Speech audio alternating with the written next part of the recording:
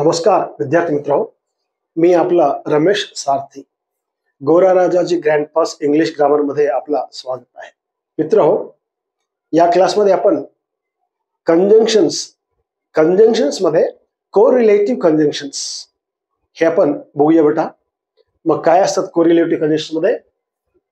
Not only but also, as well as, both and, either or, neither nor हे conjunctions आहेत बेटा. हे उभयान्वयी अव्यय दोन शब्दांना किंवा दोन वाक्यांना जोडतात. मग not only but also, as well as, both and, either or, neither nor हे कसे काम करतात हे आपण बघूया बेटा. अगोदर नॉट ओनली बट ऑल्सो बघूया. नॉट ओनली बट ऑल्सो म्हणजे हे आणि ते दोन्हीही, हे देखील ते देखील असा अर्थ होतो बेटा. दोन्ही होतं असा अर्थ. बघूया मग ह्याच्यात दोन वाक्याने कसे जोडली जाते. He is a good singer, full stop, he is a good dancer. हे बेसिक आहे बेटा. तो चांगला गायक आहे आणि तो चांगला डान्सर पण आहे. आता ह्याचं नॉट ओनली बट ऑल्सो कसे जुळत आहे पहा. नॉट ओनली बट ऑल्सो ना हे दोन वाक्याने एक वाक्य कसे बनवतात.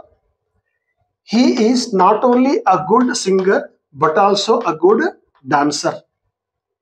हे नॉट ओनली बट ऑल्सोचं हे आहे बेटा. मग इथं या वाक्यामध्ये कोणते कोणते शब्द आपण ड्रॉप केलेले आहेत. हे सब्जेक्ट आणि वर्ब हे ह्याच्यामध्ये रिपीट नाही झालेले आहेत बेटा. दुसरं वाक्य बघूया.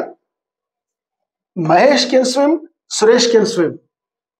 इथं महेश आणि सुरेश दोन नाव दिलेले आहेत बेटा. मग याच्यामध्ये नॉट ओनली बट ऑल्सो कशी होते आपण बघूया. Not only Mahesh but also Suresh can swim. इथं बेटा हा दुसऱ्या वाक्यामध्ये नॉट ओनली सुरुवातीला आलेला आहे. पहिल्या वाक्यामध्ये नॉट ओनली हा क्रियापद नंतर आलेला आहे. हे फरक जाणून घ्या. मग खूप लोकांना कधी कधी कन्फ्यूज होतोय. नॉट ओनली नेमकं कुठं लिहायचं, वाक्याच्या सुरुवातीला लिहायचं का किंवा वाक्याच्या मध्ये लिहायची. इथं सांगतो बेटा नियम मी कुठं लिहायचं हे इंग्लिश मध्ये लिहून घ्या आणि मराठीमध्ये सांगतो तेही लिहून घ्या. काय बेटा rule number 1, not only but also should be used in middle of the sentence when we tell two things, actions, qualities of one person, noun. म्हणजे जेव्हा आपण एकाच व्यक्ती किंवा एकाच नाउन, एकाच नामाबद्दल जेव्हा दोन गुण, दोन विषय, दोन क्वालिटीज जेव्हा आपण सांगतोय तेव्हा नॉट ओनली वाक्याच्या मध्यभागी वापरायचं, म्हणजे वाक्याच्या क्रियापदानंतर वापरायचा. ही सब्जेक्ट अँड वर्ब नंतर नॉट ओनली वापरायचं. किंवा जेव्हा एका व्यक्तीबद्दल दोन विषय आपण सांगतोय. हे पहिला नियम इंग्लिश मध्ये आणि मी सांगितलेला मराठीमध्ये लिहून घ्या. आणि दुसरा बघूया बेटा. Not only but also should be used at the beginning of the sentence when we tell one thing, action, quality of two persons or nouns. जेव्हा आपण दोन व्यक्तींबद्दल एकच क्वालिटी, एकच विषय, एकच गुण सांगतोय. काय म्हटलं? दोन व्यक्तींबद्दल एकच क्वालिटी, एकच विषय, एकच गुण सांगतोय तेव्हा नॉट ओनली वाक्याच्या सुरुवातीला लिहायचं बेटा. असे दुसरं हे महेश आणि सुरेश हे दोन नाउन आहेत, दोन नाम आहेत. ह्या दोन नामांबद्दल आपण एकच ऍक्शन सांगितलेलं आहे, एकच थिंग सांगितलं आहे, स्विम. दोघही पोहतात. अशा वेळेस नॉट ओनली कुठे लिहायचं? वाक्याच्या सुरुवातीला लिहायचं बेटा. हे अत्यंत महत्वाचं आहे कारण का विद्यार्थ्यांना कन्फ्यूज होतोय. हे कन्फ्यूज न होण्यासाठी हे लिहून घ्या बेटा. नॉट ओनली बट ऑल्सो असे वापरतात. हे जर तुम्हाला माहिती असेल तर तुम्ही कोणतंही वाक्य सोडवू शकता. हे काहीच अवघड नाहीये बेटा. ॲज वेल ॲज बघूया. मग आता ॲज वेल ॲज मध्ये देखील हेच वाक्य घेतलं बेटा जे नॉट ओनली बट ऑल्सो मध्ये आहे. तेच वाक्य इथे घेतलं मी म्हणजे तुम्हाला समजण्यासाठी. He is a good singer, full stop, he is a good dancer. तर इथं ॲज वेल ॲज मध्ये कसं लिहिलं बेटा? He is a good singer हा पहिलं वाक्य तसेच आहे. फुल स्टॉप ठिकाणी का लिहिलं? As well as dancer. इथं नॉट ओनली मध्ये बेटा हे नॉट ओनली बट ऑल्सो मध्ये a good dancer, a good हे जे आर्टिकल आणि विशेषण आहे हे इथं घेतलेले आहे. परंतु ॲज वेल ॲज मध्ये हे फक्त नाउनच घेतलं बेटा. इथं कॉम्प्लिमेंटच घेतलेली आहे. म्हणजे he is a good singer as well as a dancer. As well as म्हणजे बेटा आयंड आणि जे अर्थ येतोय अशा प्रकारे इथं ही इज अ गुड हे जे 4 शब्द आहेत हे 4 शब्द आपण ड्रॉप केले आहे, लिहिलेला नाहीये. दुसरं वाक्य बघा बेटा, we have Lakshmi full stop we have Durga. Same बेटा, we have Lakshmi as well as Durga. इथं वी सब्जेक्ट आणि हॅव क्रियापद हे दोन्ही ड्रॉप केले आहेत, तर दोन्ही आपण नाही लिहिलं बेटा. हे झालं एज वेल एज. आणि बोथ अँड, बोथ म्हणजे दोन्ही, दोन्हीही हे बेटा नॉट ओनली बट ऑल्सो म्हणजे हे हे हे देखील ते देखील असे दोन्ही होतोय.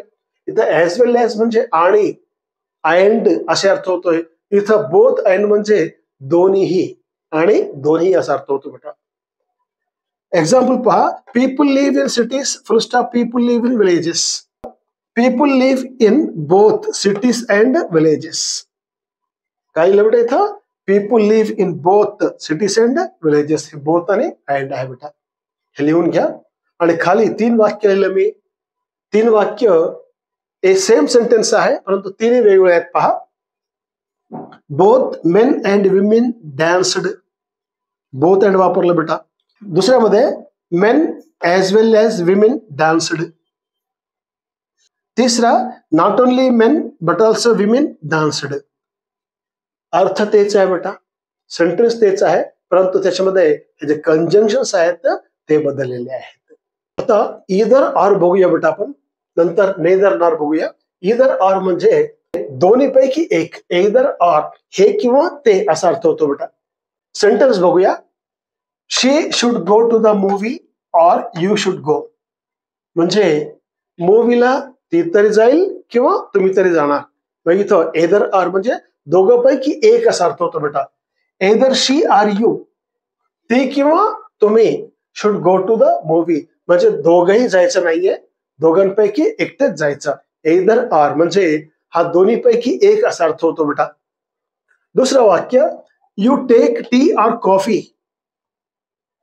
इथं दोन्हीपैकी कोणताही एक, either you take tea or coffee म्हणजे तुम्ही टी घ्या किंवा कॉफी घ्या, दोन्हीपैकी एक घ्या असा हे अर्थ होतो बेटा. तिसरं वाक्य बघूया, either come in or go out. म्हणजे कोणी समजा दारात उभे राहिले तर त्यांना एकतरी मध्ये या नाहीतर बाहेर जा, एक करायचं. Either come in or go out. अशा प्रकारे हे ईदर ऑर हे कंजंक्शन्स वापरतात बेटा. म्हणजे जेव्हा 2 ऑप्शन्स असतात आपल्याकडे तेव्हा त्या दोन्हीपैकी एकच करायचा हे सुचवतो. हे आहे ईदर ऑर. आता बघूया बेटा नेदर नॉर. म्हणजे नेदर नॉर म्हणजे दोन्हीही नाहीये, हे नाही ते पण नाहीये असा अर्थ होतो बेटा. हेलेन केलर कुड नॉट सी फुल स्टॉप शी कुड नॉट स्पीक. हे 2 वाक्य आहेत बेटा इथं. या 2 वाक्यांना नेदर नॉरनं जोडता येतोय म्हणजे याचा अर्थ दोन्ही होत नाही, दोन्ही नाही असा अर्थ होतो बेटा. काय म्हटलं इथं मग, हेलेन केलर कुड नेदर सी नॉर स्पीक. जेव्हा हे वाक्य नेदर नॉर वापरतोय तेव्हा नॉट, नो, नेवर अशा ठिकाणी नेदर हे शब्द वापरायचं. नंतर हे जे शेवटचं जे क्रियापद किंवा सब्जेक्ट जे असेल ते लिहायचं. पुन्हा जे फुल स्टॉप आहे फुल स्टॉपच्या ठिकाणी नॉर लिहायचं, हे लक्षात ठेवा बेटा. फुल स्टॉपच्या ठिकाणी काय लिहायचं, नॉर लिहायचं. आणि शेवटचा महत्वाचा शब्द स्पीक. इथं बेटा शी कुड नॉट म्हणजे शी सब्जेक्ट आहे, कुड हेल्पिंग वर्ब आहे, नॉट निगेटिव्ह आहे, हे 3 शब्द ड्रॉप झालेले आहेत. डायरेक्ट काय झालंय तर स्पीक वर्ब आलेला आहे. म्हणजे हे जे मेन वर्ड मुख्य शब्द जे आहे हे स्पीक हे आलेले आहे. म्हणजे अशा प्रकारे हे नेदर नॉर होतं बेटा. दुसरं वाक्य बघूया, you should not take tea you should not take coffee. इथं काय होतं, you should neither take tea nor coffee. इथं तेच आहे बेटा. नॉटच्या ठिकाणी नेदर लिहिलं, टेक टी फुल स्टॉपच्या ठिकाणी नॉर लिहिलं आणि शेवटी कॉफी लिहिलं. यू शुड नॉट टेक हे पूर्ण शब्द वगळलेले आहेत बेटा, फक्त कॉफी आलेला आहे इथं. ऑब्जेक्ट इथं वर्ब आहे, इथं नाउन आहे. हे जे मुख्य जे शब्द असतात तेच येतात, बाकीचे शब्द इथं वगळतात किंवा ड्रॉप करतात बेटा. They can neither see the sunrise nor the sunset. ते सूर्योदय पाहत नाही, सूर्यास्त देखील ते पाहत नाहीत. असे नेदर नॉर इथं वापरले आहे बेटा. म्हणजे हे नेदर नॉर मध्ये हे दोन्ही नाहीये, हे पण नाही आणि ते पण नाहीये. नेदर नॉर शोज नन, म्हणजे कोणताही नाहीये. नॉट दिस नॉट दॅट, हे पण नाही ते पण नाही, दोन्ही नाहीत, असं नेदर नॉरचा अर्थ होतो. आणि एदर आर म्हणजे दोन्ही पैकी एक. वेल मित्र हो, इथं थांबूया आपण आणि पुढच्या क्लासमध्ये अजून एक टॉपिक घेऊन पुन्हा आपण भेटूया. तोपर्यंत all the best, take care.